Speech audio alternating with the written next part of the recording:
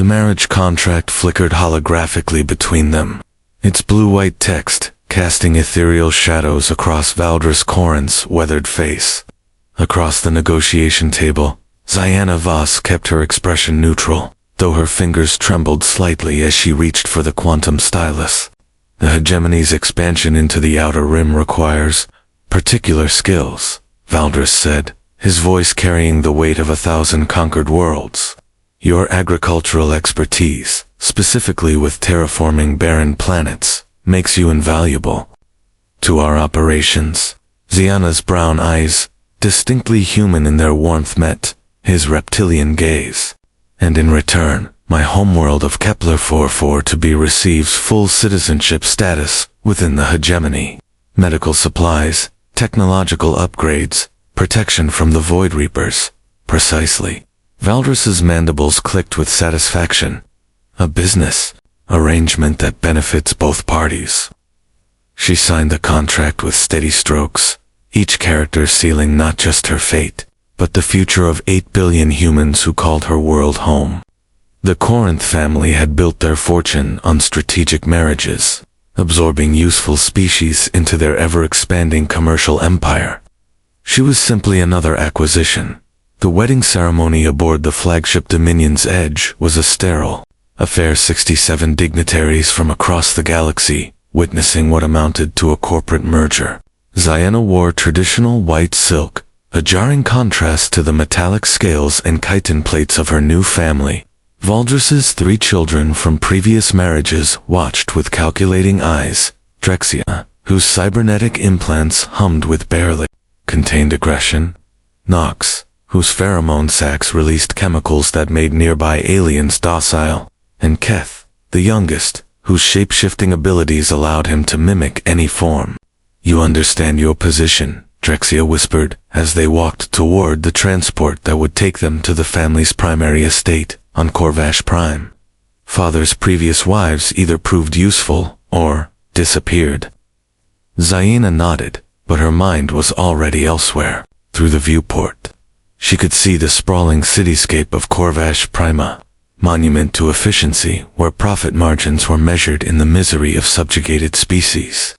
Millions of beings from across the galaxy labored in factories that never stopped, their lives reduced to productivity metrics. The Corinth estate sprawled across an entire continent, its black spires reaching toward 3 crimson suns. As their transport descended, Ziana noticed something that made her heart ache. The landscaping was purely functional, optimized for minimal maintenance and maximum intimidation. No gardens, no natural beauty, no spaces for contemplation or joy. Welcome to your new home, Valdris said as they disembarked, his tone suggesting she should feel honored. But Ziana was already planning. She had studied the Corinth family for months before agreeing to this arrangement. They were brilliant tacticians, ruthless negotiators, and utterly without empathy.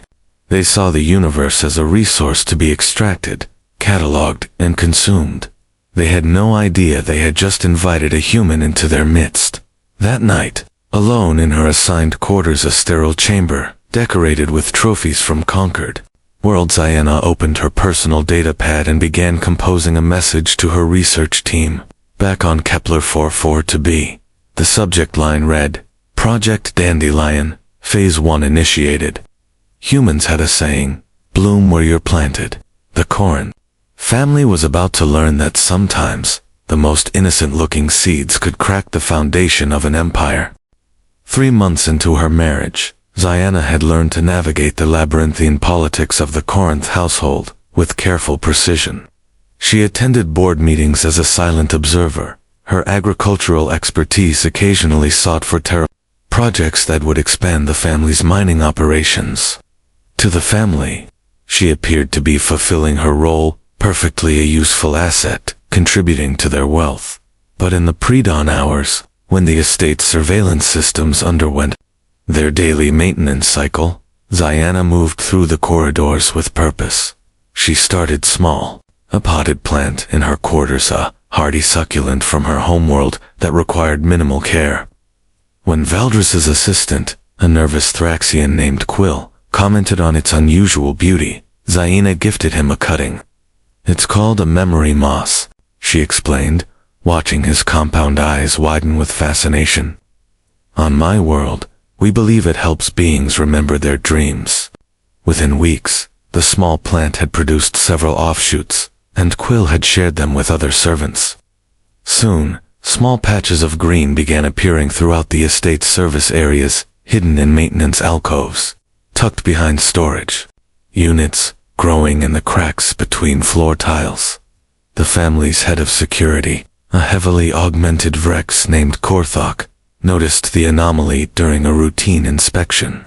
Unauthorized biological specimens detected in 73 locations, he reported to Valdris. "Shall I initiate sterilization protocols?" Valdris waved dismissively. "If my wife wishes to play with plants, let her, as long as she continues to optimize our agricultural yields. Her hobbies are irrelevant." What Valdris didn't understand was that Zaina's hobbies were strategic. Each plant she introduced carried specific properties. Some released airborne compounds that enhanced cognitive function, others improved air quality, and a few even generated subtle electromagnetic fields that interfered with certain types of surveillance equipment. More importantly, she was building connections. The Corinth estate employed thousands of beings from dozens of species, all of whom had been reduced to cogs in the family's machine. But Zaina remembered their names, asked about their families, and listened to their stories. Vesh, a crystalline engineer who maintained the estate's power grid, had been separated from her offspring for 3 years. Ziana provided seeds that would grow into bioluminescent fungi, a delicacy among crystallines that reminded Vesh of home. Roth, a tentacled archivist who managed the family's vast database of conquered worlds, received a cutting from a plant that produced natural memory and spores. His efficiency improved dramatically, but more importantly, he began to remember things he'd been forced to forget. "The Dominion Matrix," he whispered to Zaina during one of their carefully orchestrated encounters. "It's hidden in the sub-basement. Records of every species the family has absorbed or eliminated." Zaina's pulse quickened, but she kept her voice steady. "That sounds like valuable information." "It is, but accessing it requires biometric clearance from all 4 family members." Roth's tentacles writhed with anxiety. "The things I've seen in those files, entire civilizations reduced to profit margins." That night, Zaina stood on her balcony overlooking the estate's central courtyard, a vast expanse of black stone designed to showcase the family's power. But she could see the tiny green shoots pushing through hairline cracks in the stone, fed by the carefully composted waste she'd been redistributing through the estate's organic disposal systems.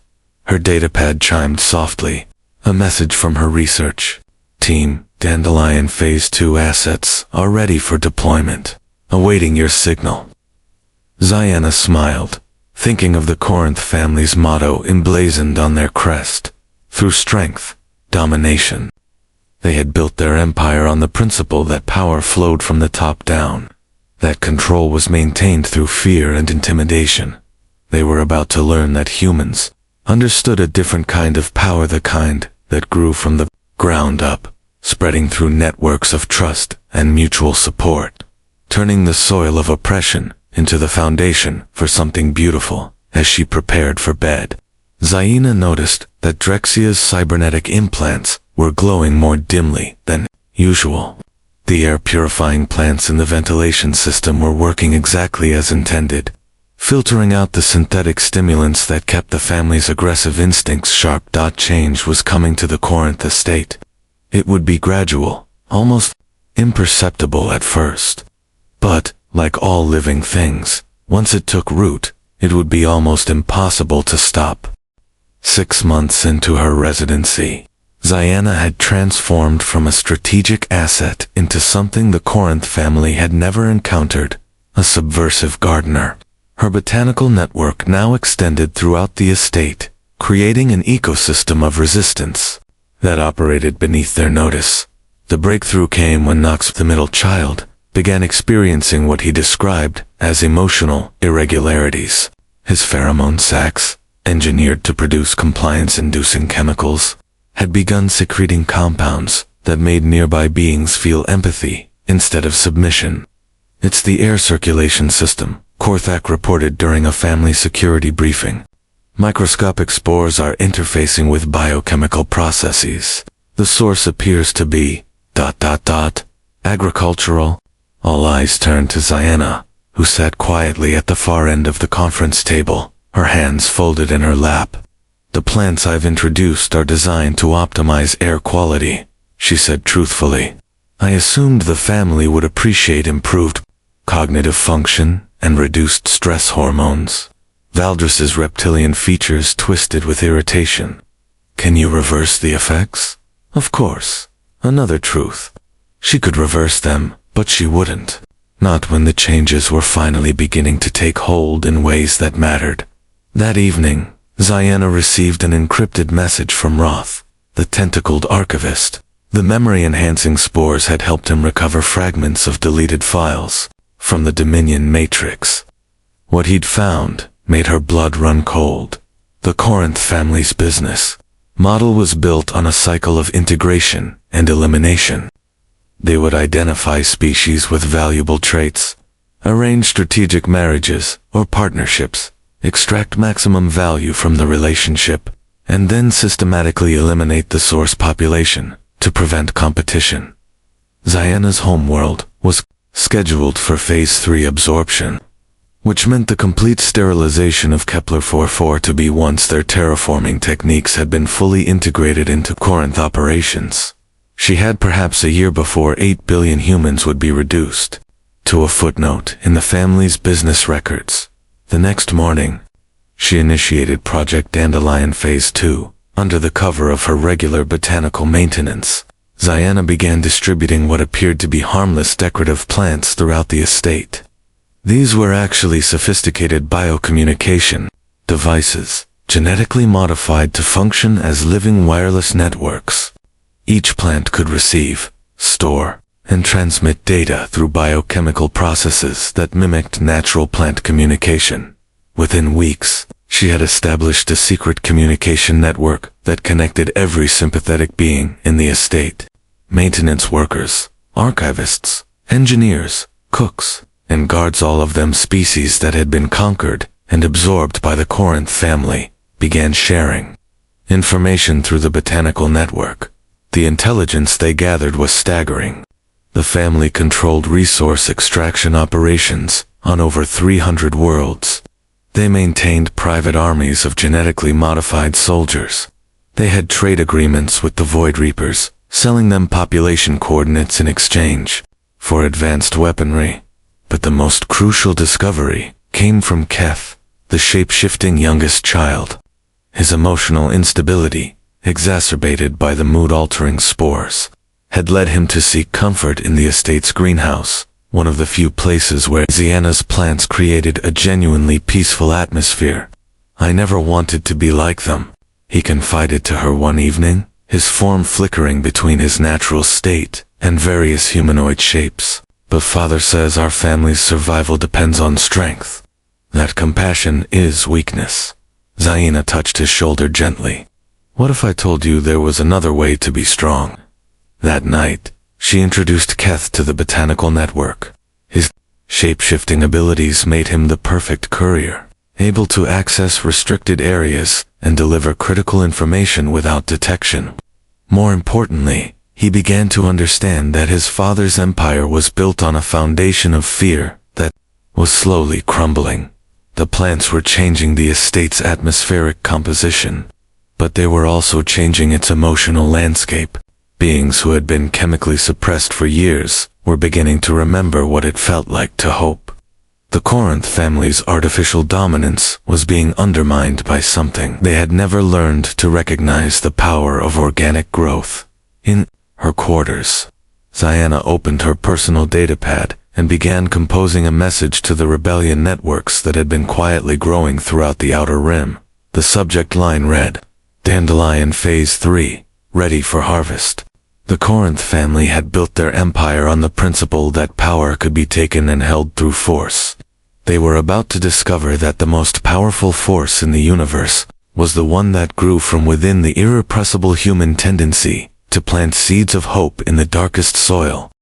The first signs of systemic change appeared during the quarterly profit review. Valdres stood before a holographic display showing declining efficiency metrics across 17 agricultural worlds. His reptilian features contorted with confusion. Production has decreased by 12%, he announced to the assembled family and senior staff. Quality assessments show concerning trends toward sustainability practices. Ziana maintained her composure, though her heart was racing. The Botanical Network had been sharing information about regenerative farming techniques, encouraging local populations to prioritize soil health over short-term yields. It was working exactly as intended. Perhaps, she suggested carefully, we should consider that healthier ecosystems produce more valuable long-term resources. Sentiment, Drexia hissed, her cybernetic implants sparking with irritation. The weak become attached to their environments.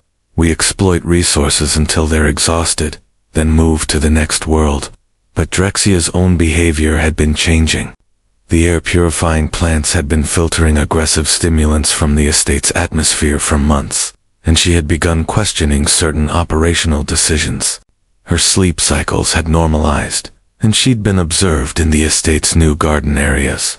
Sitting quietly among the flowering plants, the real breakthrough came when Knox approached Ziana privately. His pheromone sacs had completely recalibrated, and he was experiencing something unprecedented in his species. Genuine emotional attachment to other beings. I accessed the Dominion Matrix, he whispered, his voice trembling with a mixture of fear and determination. I know what they're planning for your home world. Ziana's carefully maintained facade cracked slightly. What did you find? Phase 3 absorption is scheduled for next month. The sterilization fleet is already en route to Kepler 4, 42b.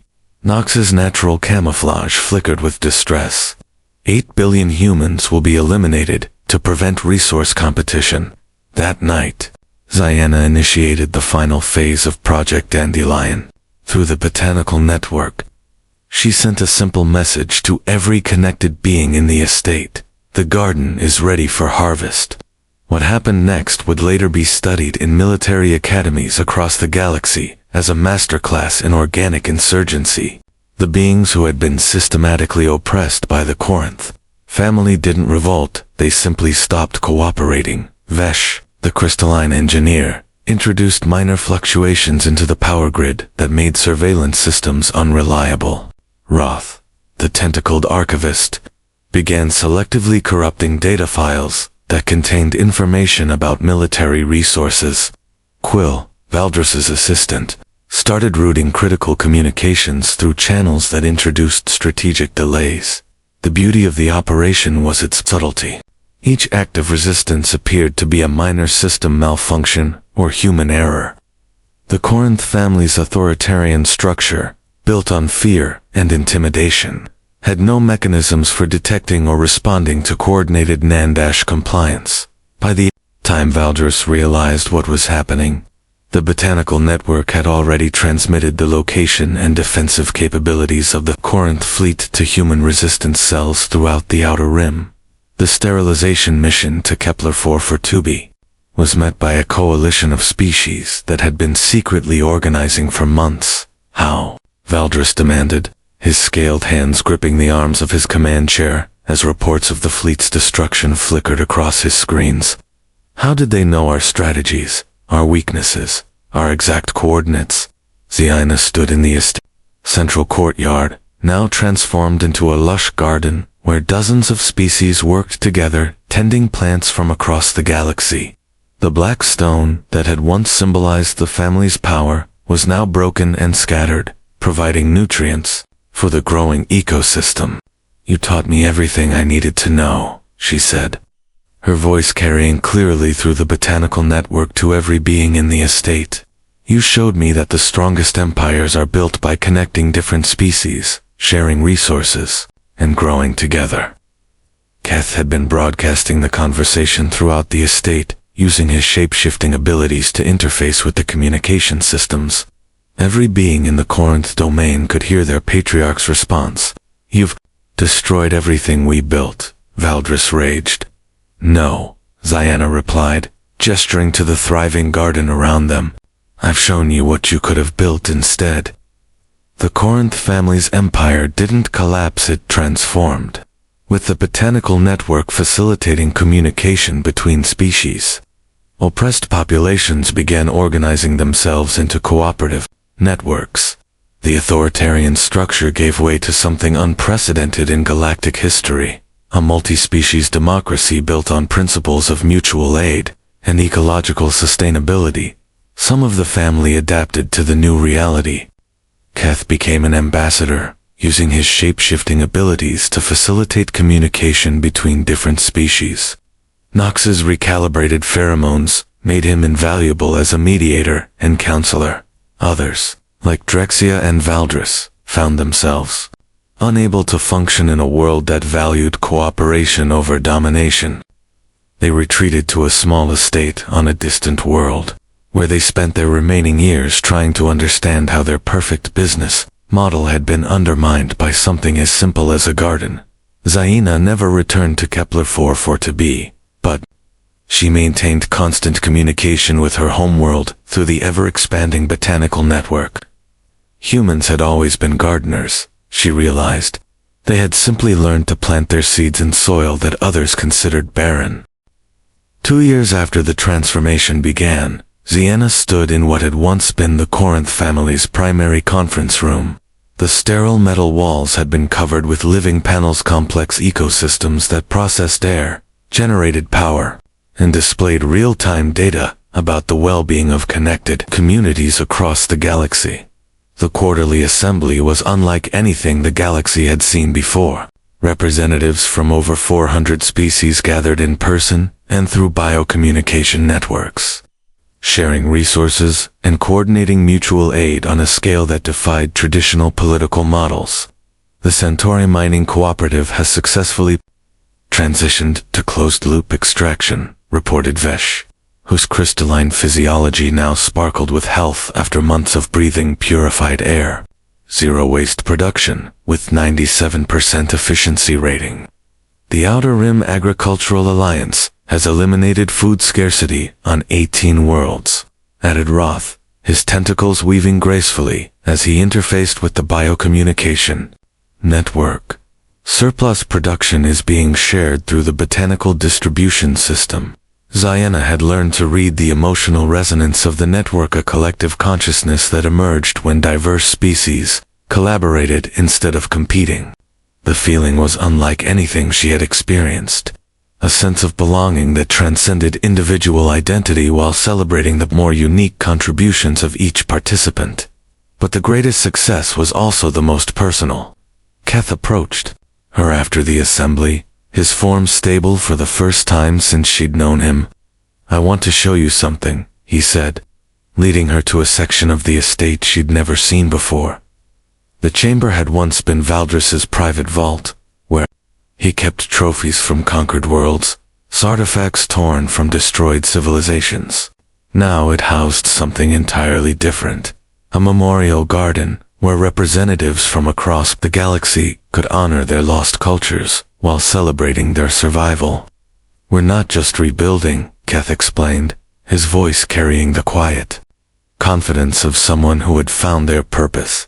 "We're creating something that has never existed before, a civilization that grows stronger through diversity instead of uniformity."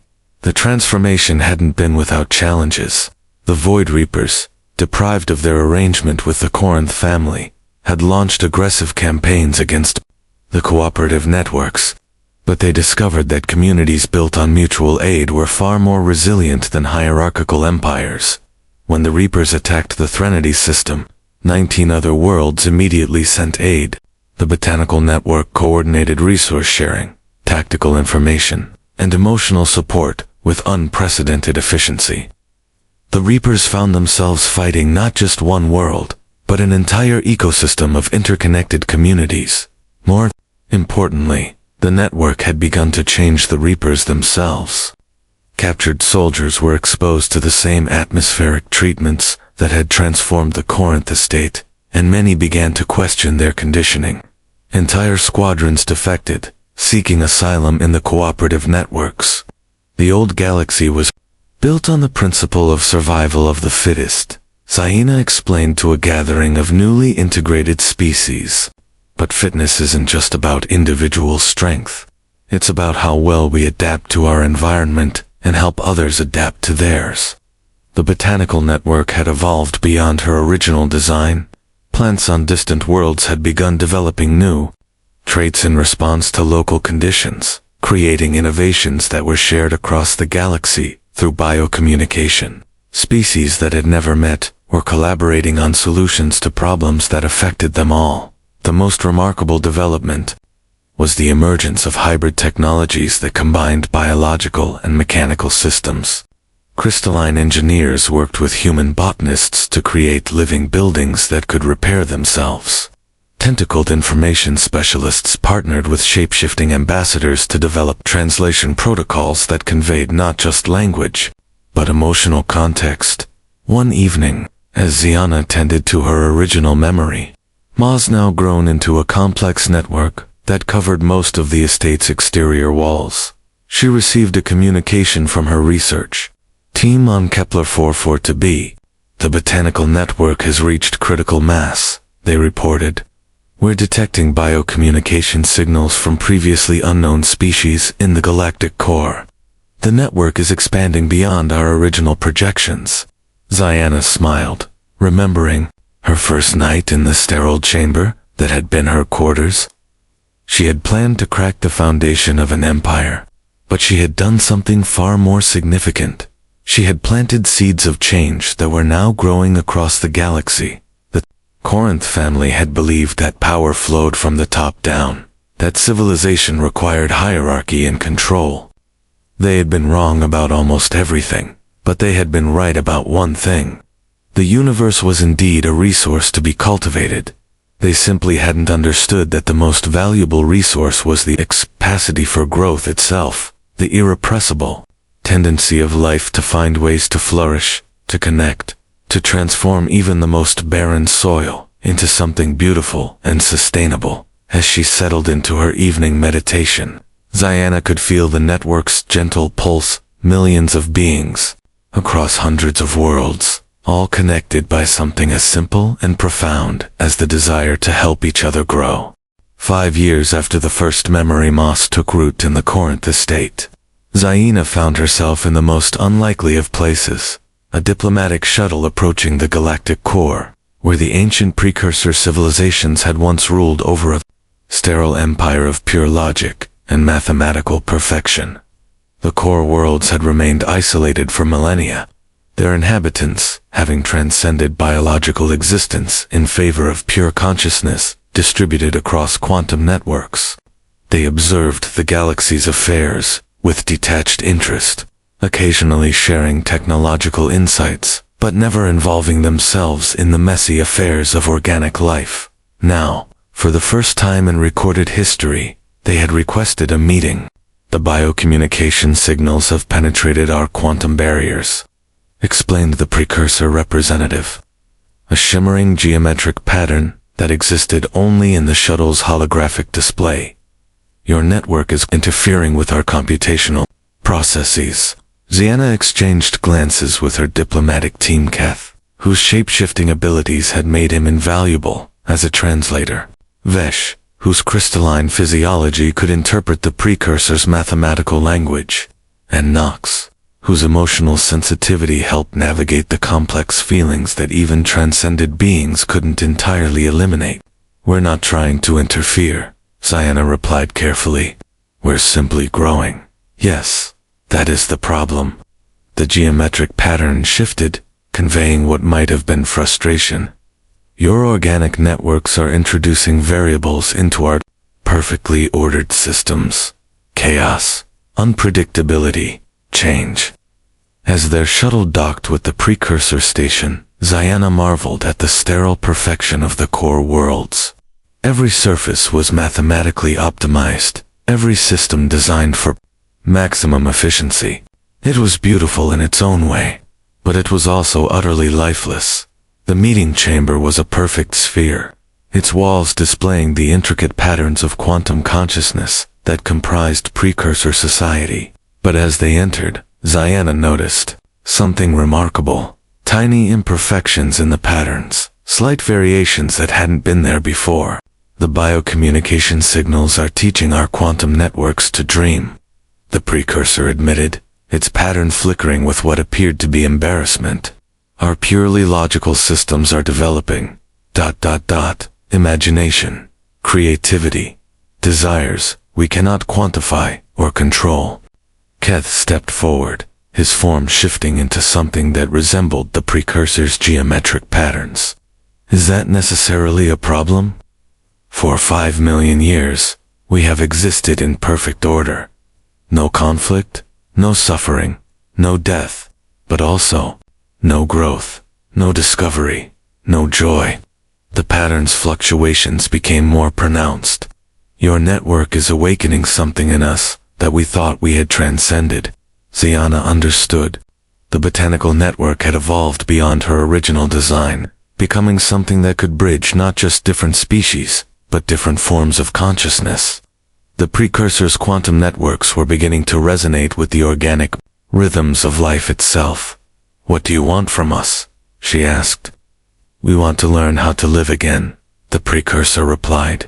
"But we also want to teach you how to think beyond the limitations of organic existence. Perhaps, collaboration." The proposal was staggering. The precursors possessed technological knowledge that could revolutionize civilization matter replication, faster than light communication, energy generation from quantum vacuum fluctuations. In exchange, they wanted access to something they had forgotten, the ability to change, to grow, to surprise themselves. The negotiations took months, but eventually, they reached an agreement that would reshape the galaxy once again. The precursors would share their knowledge gradually, allowing organic civilizations to develop the wisdom to use it responsibly. In return, the botanical network would help them rediscover the chaotic beauty of biological existence. The first joint project was the construction of hybrid stations that combined precursor quantum technology with organic biosystems. These stations became nodes in an expanded network that could facilitate communication and resource sharing on a galactic scale. More importantly, they became places where consciousness itself could evolve. Beings could experience different forms of existence, organic, digital, quantum, and hybrid states that had never been imagined before. The rigid boundaries between different types of life began to dissolve, as Ziana stood in the observation deck of the first hybrid station, watching as representatives from across the galaxy worked together on projects that would have been impossible for any single species to accomplish. She reflected on the journey that had brought her here. She had signed a marriage contract believing she was sacrificing herself to save her homeworld. Instead, she had discovered that the universe itself was ready for transformation. It had simply been waiting for someone to plant the first seeds. The Corinth family's empire had been built on the principle of extraction and domination. The cooperative networks that replaced it were founded on cultivation and mutual aid. But the hybrid civilization, emerging from the partnership with the precursors, transcended both models, creating something unprecedented, a galaxy-wide consciousness that celebrated diversity while working toward common goals. Valdris, now elderly and spending his final years in quiet contemplation, had requested a meeting with her the previous year. "You destroyed everything I believed in," he had said. His reptilian features soft, with something that might have been gratitude. "But you gave me something I never knew. I wanted a chance to be part of something larger than myself." The botanical network had taught the galaxy a fundamental truth that humans had always known. Life finds a way, not through conquest or dominance, but through connection, adaptation, and the patient work of turning barren soil into fertile ground for growth. As she watched the hybrid station's bioquantum gardens blooming with impossible flowers that existed simultaneously in multiple dimensions, Ziana smiled. She had married into a business, but in the end, she had built something far more valuable than an empire. She had built a home large, enough for the entire galaxy, a place where every form of consciousness, from the most primitive organism to the most transcendent intelligence, could find space to grow, to dream, and to contribute to the beautiful chaos of existence. The network pulsed gently around her, carrying the hopes and dreams of billions of beings across hundreds of worlds. And in that pulse, she could feel the promise of everything that was yet to come, an infinite garden of possibilities, forever growing toward the light,